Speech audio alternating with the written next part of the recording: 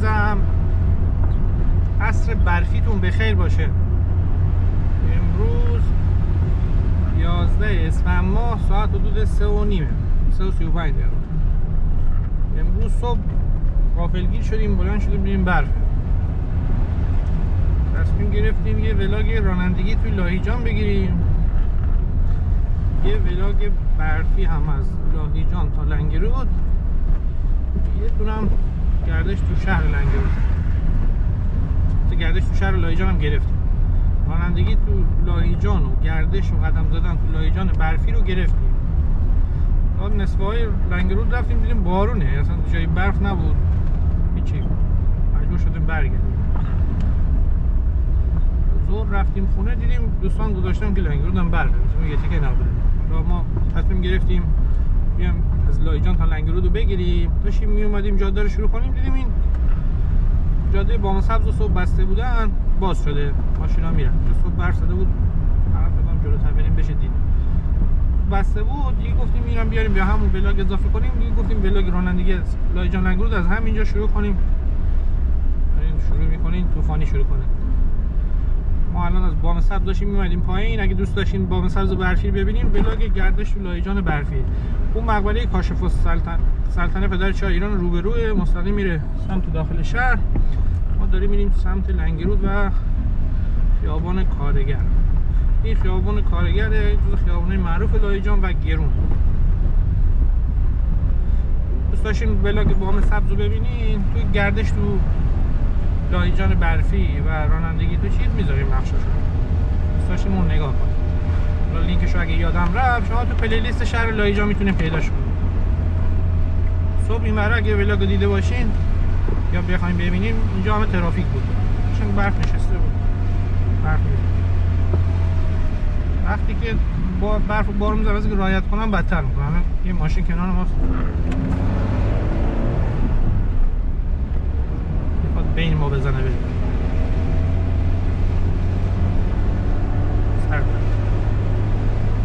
الان ما داریم میریم سمت آبشار لاهیجان، از آبشار لاهیجان بریم به سمت لنگرود.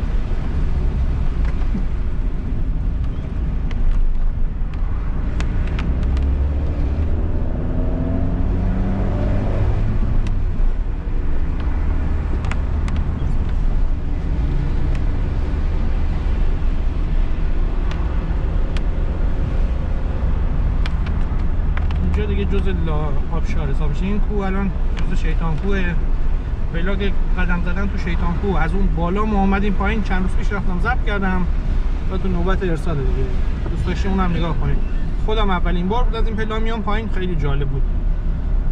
پیشنهاد میکنم اگه بهار و اینه بود تنها نباشه، البته دو سه نفری هستین امتحان کنید.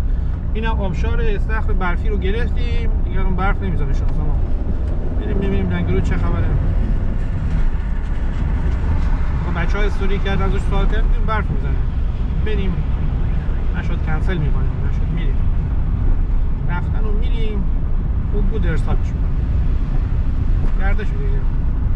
لنگرود تا لاهیجان فکر کنم هلوش 7-8 کیلومتر باشه، 10 کیلومتر یا کمتر، نزدیک هم. این میدون گلستانه. این سمت چپ میره داخل شهر، سمت راست هم که میره به سمت شرق گیلان و خارج لاهیجان.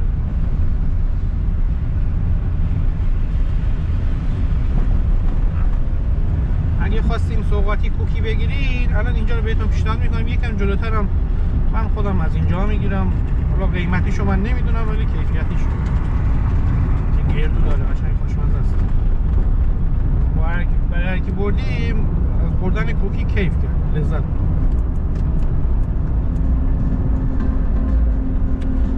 دماسنج ماشین بیرون رو 2 درجه نشون میده.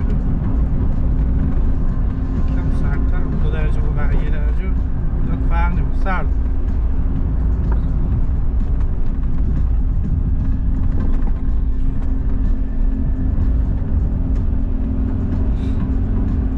اونم واکنش ایرانی‌ها به حوادث طبیعی غیر طبیعی اینه که بریم پامبنزین بزنیم.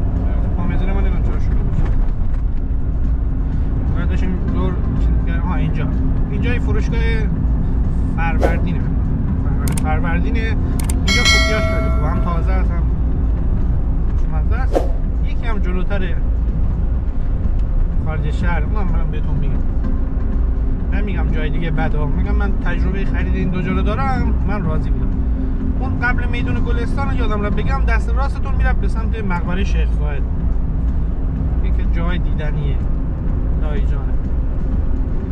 ولاگش هم فکر کنم گذاشتم تو کانال، دوست داشتین سرچ کنید پیدا کنید ببینید. حالا من نمیدونم اینجا داریم شروع میکنیم ببینیم اسم ولاگ بذارم به رانندگی برفی، رانندگی بارونی، بریم ببینیم چه خبره.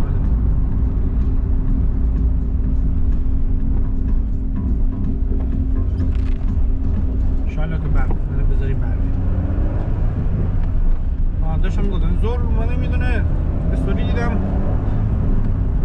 گفت که آقا چرا نگفتیم ما هرچی نون هفته پیش گرفتیم که مشتاق قرمز داده بودن همه رو ریختیم برای مرغ و جوجه و مرتقا، الان نون نداریم.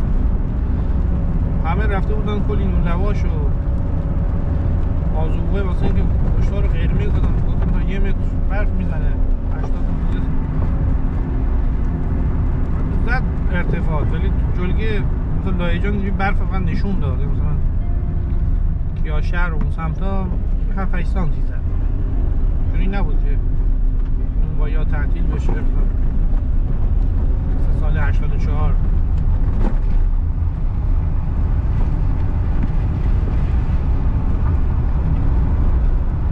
هواشناسی گرفته تا فردا صبح هم برفه، اون که بارون میبینیم اینجا میبینین صبح اصلا خبری نبود، الان هم هیچ خبری نیست، کم نشسته اونجا. حالا بریم تا لنگرود. لنگرود 10 کیلومتر کمتره، چی رسون ما که زود میرسیم، سرعت هم نمیریم.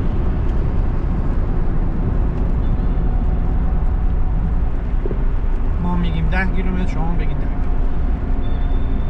این کوکی بعدی رو، این سرعتگیر که میرسی، یعنی سرعتگیر جلوی ما دور برگردونه، اینم دست راستش اسمشو من نمیدونم، اینم کوکیاش خوبه. خواستیم صحبتی بگیریم از این دو جا من گرفتم تجربه خوب.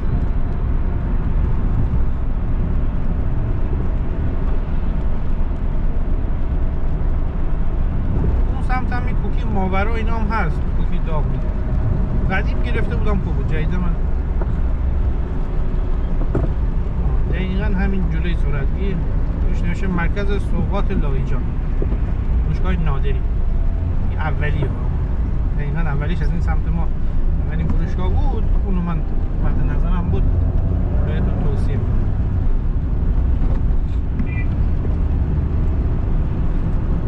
رستوران خوبم خواستین اون دست آقای کباب میگن خوبه، من خودم نرفتم، دوستان دیدم نظراتشون همه راضی بود.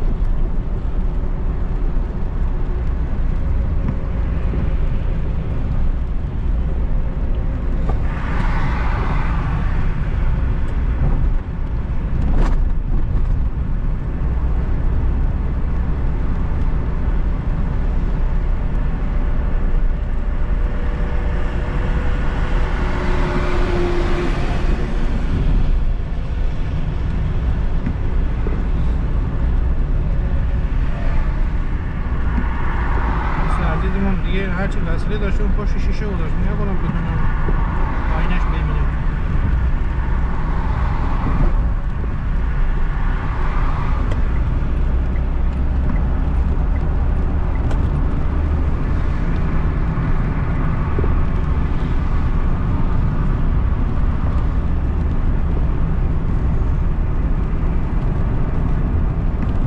نه دیگه صحبت کردم تو ویدیو دیگه خسته شدم واقعا، چیز اطلاعاتی ذهنم نمیاد. جاده لنگرود به لایجان یکی از شلوغ‌ترین جاده و قشنگ‌ترین جاده است، مخصوصا تو بهار و تابستون از اون سمت داری میای، نزدیک دیوشل بهش میگن، بهتون میگم یه کارخونه چایی داره، یکی دو تا بوی چای میاد، حتی سر پیچ هم دقیقاً با یه نمایی از باغ چایی و یه کوه هست، خیلی خوشگله، حتی چایی میاد و مست میشه.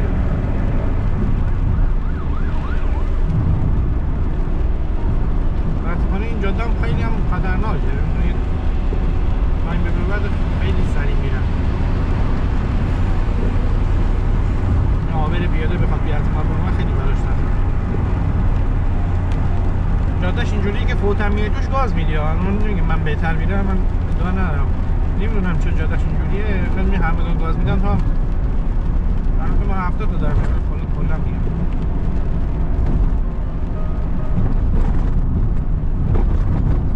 رادی تندروی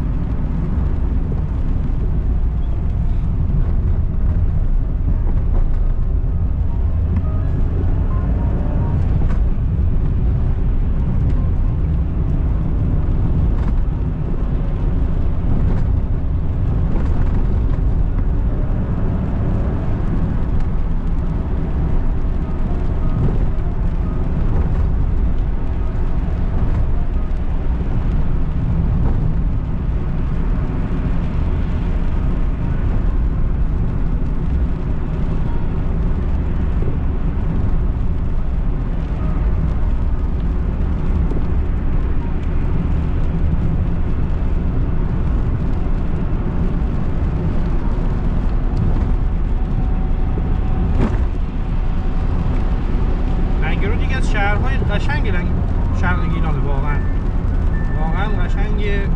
جاده لیلاکو رو دیگه همه میشناسن. الان بالا مه گرفته، یه خورده برف هم نشسته، اینا تو دوربین فکر نکنم مشخص بشه. اینا دست راست نمای خوشگلی داره.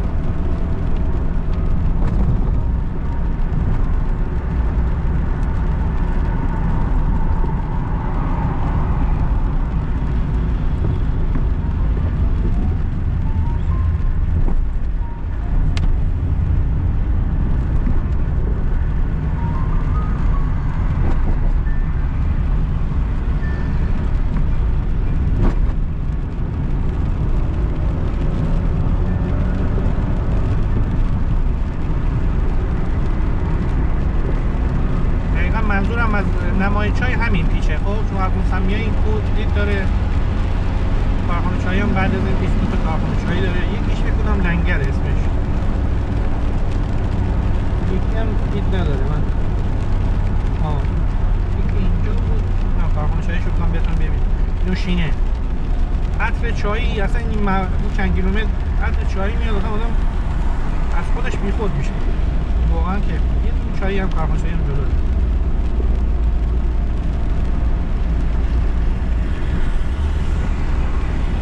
اینجا دیفشل اسمش، یه دونه دریاچه داره. من تا نرفتم ولی ویدیوهاشو دیدم، خیلی خوشگله. یه روزی بهار بشه میرم بلاگ میگیرم. توهای روبرو کنم لیلاکوه، همه برف نشسته معلوم. همه شانس ما هم بارو.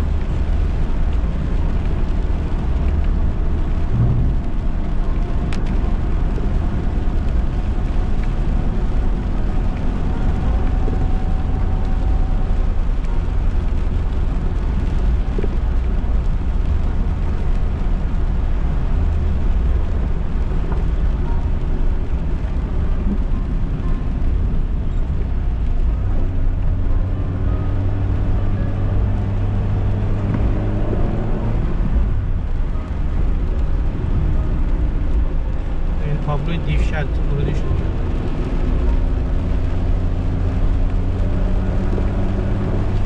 عید که میشه یا یه خورده معمولا در غروبا یا تعطیلات از اون اول ورودی دیفشل ترافیک میشه تا سر کهروندی.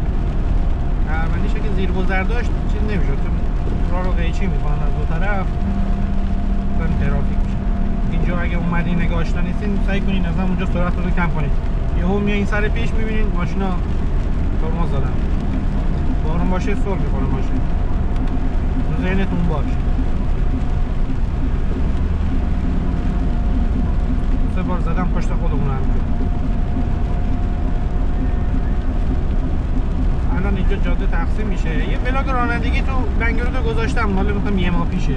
قشنگ خیابونا رو همه رو گشتیم، معرفی کردیم. این دست راست میره رودسر و ادامه شب کمربندی مستقیم هم که میره داخلش. تا اینجا که ما برف ندیم. اسمشو میذاریم جاده بارونی لنگرود.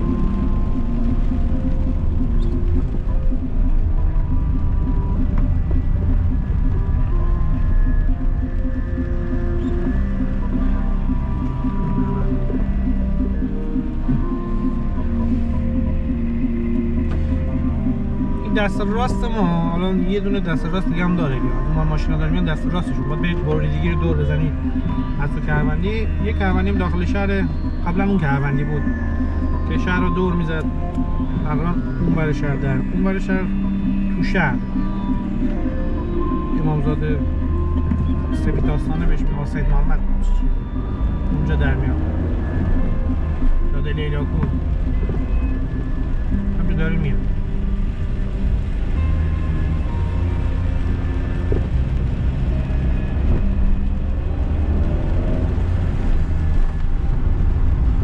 جلوتر ما چیزه، کارخونه کلوچه جوادیانه، دست راسته. من بهتون نشون میدم خواستین کلوچه بگیرین، صحباتی بگیرین سمت ها، اینم گزینه خوبیه. دقیقا تاریخ همون روز دیروزشو میارن، همش با چیزی که قدیم خوردیم فرق میکنه. قدم خوشمزه است. من خواستم رنگی رو صحباتی بگیرم، چیزی به ذهنم نیاد، همینو برای دوستان میگیرم. خیلی هم خوش شد.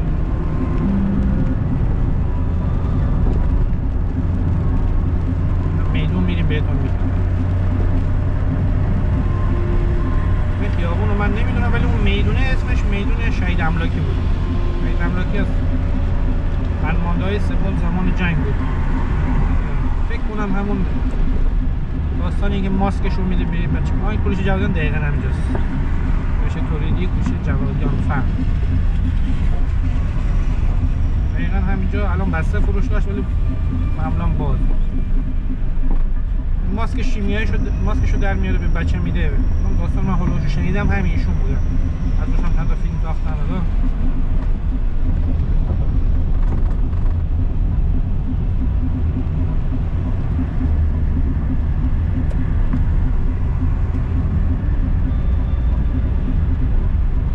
قدم زدن تو لنگرود بارونی هم گرفتیم.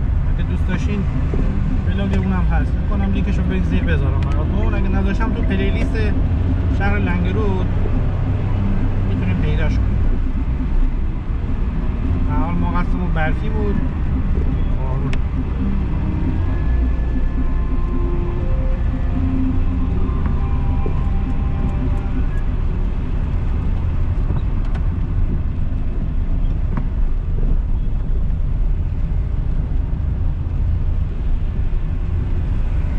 4 سال من دانشجوی اینجا بودم. واقعا مردم مهمان نوازی داره. خیلی آدمای خوبی هست.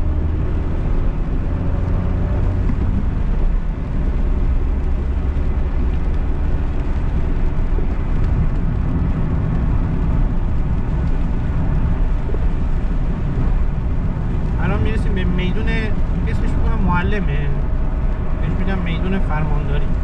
دست راست میره به لیلاکو، کومبله اونورام راه داره،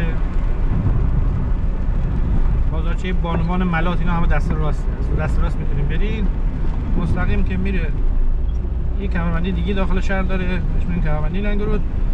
دست چپ هم که میره مرکز شهر. ما میریم سمت مرکز شهر.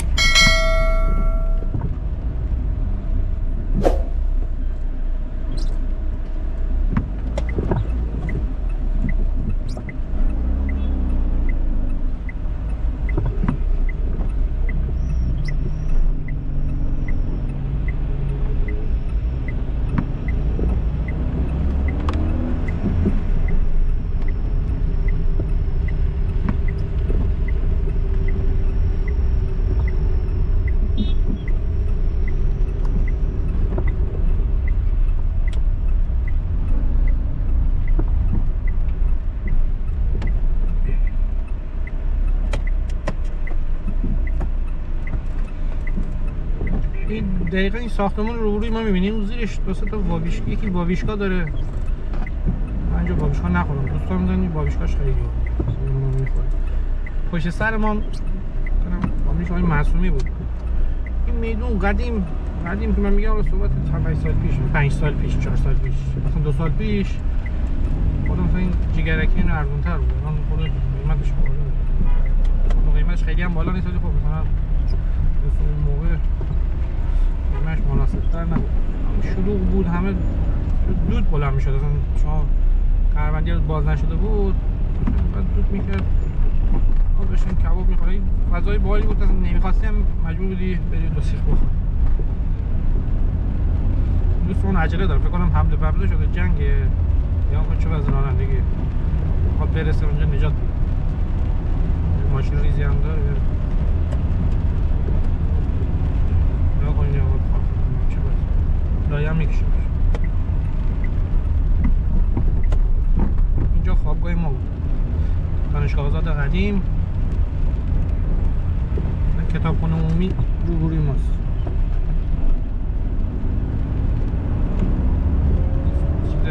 صورتی داره، قرمزه. صورتی که نیست، قرمزه. چرا رنگم اگر میکنه باشه. کتابخونه عمومیه. این خیابونه رو من یادم نیست چی.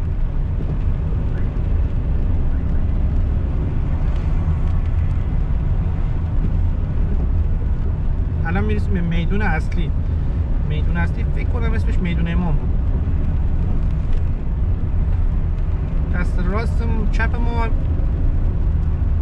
ماشین که نمیره، پل خشتی همین دست چپ ماست، دست راست اونم که میره. این میدون نیست، اینجوری دوراب، من نمیدونم چجوریه، میدون بهش میگن.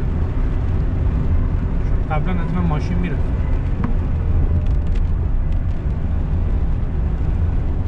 اینجوری علمانند اینجا خیابون.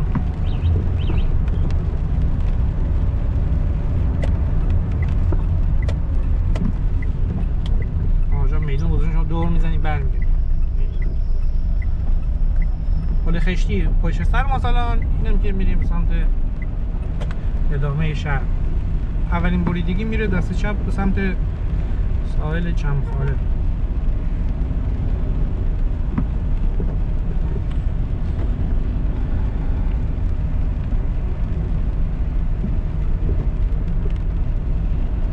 یکم جلوتر تا اون بیمارستان امینی قدیم میریم، بلاگو تمومش میکنیم.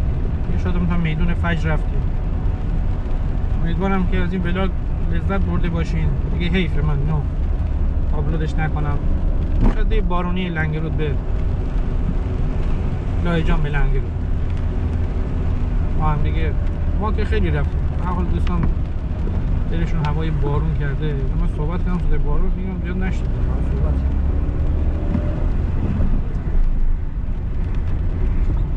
یادم رفت بهتون بگم اینجا پیراشکی آقای میرزایی هست، خیلی خوشمزه است. با بستنی پیراشکی داغ و بستنی.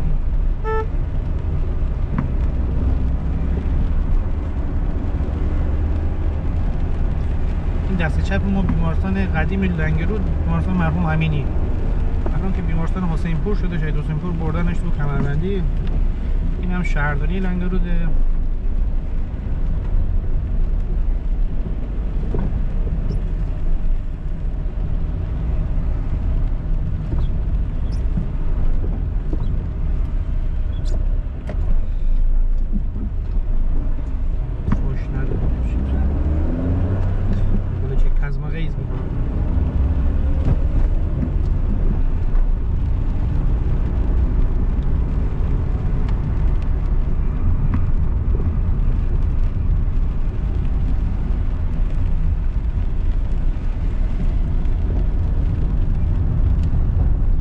امیدوارم لذت برده باشین از ولاگ. لایک و کامنت حمایت فراموش نشه. دیگه ولاگی با دست ما برمی اومد، دیگه برف نبود، دیگه تقصیر ما نیست. شما میتونین با هواشناسی مشکلتون حل کنید. ما اومدیم برف نبود. روزتون بخیر باشه.